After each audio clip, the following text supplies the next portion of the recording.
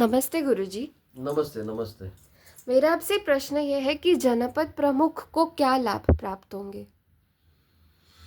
अभी जनपद प्रमुख को देखिए, सबसे महत्वपूर्ण क्या लाभ होना चाहिए कि जैसे समझो कोई भी व्यक्ति धर्म के लिए काम करता है तो उसका घर भी चलना ज़रूरी है, उसके बच्चे जो है वह अच्छे होने चाहिए, उसका खुद का जो भी आर्थिक अवस्था है, जो भी व्यवहार उसको करना है, जो भी जीवित रहना है, तो उसके लिए जो भी अन्न वस्त्र निवारा, तो यह सब कुछ चीज़ें कहाँ से आएगी?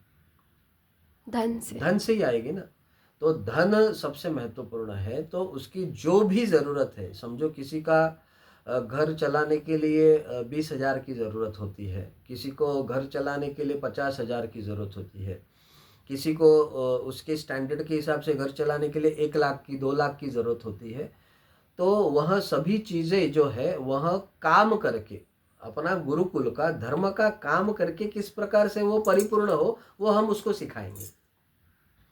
तो उसको फायदा तो एक ही होगा, उसको धन मिलेगा, उसका धर्म बचेगा, उसका धर्म बचने की वजह से उसका जो समाज है वह संगठित तो रहेगा, उसके ऊपर कोई अत्याचार नहीं कर पाएगा।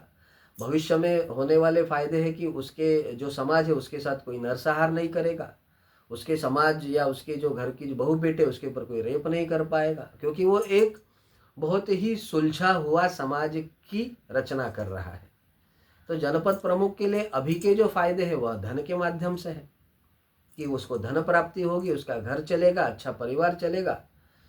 और फिर दूसरा उसका भविष्य में फायदा क्या है कि जैसे बहुत सारे हम व्यवसाय करने वाले हैं तो उसमें वह व्यवसाय में पार्टनर हो सकता है, तो उससे भी और अति धन प्राप्ति हो जाएगा, वो एक श्रीमंत व्यक्ति धीरे धीरे हो जाएगा, उस ग्राम का, उस नगर का, उस प्रदेश का।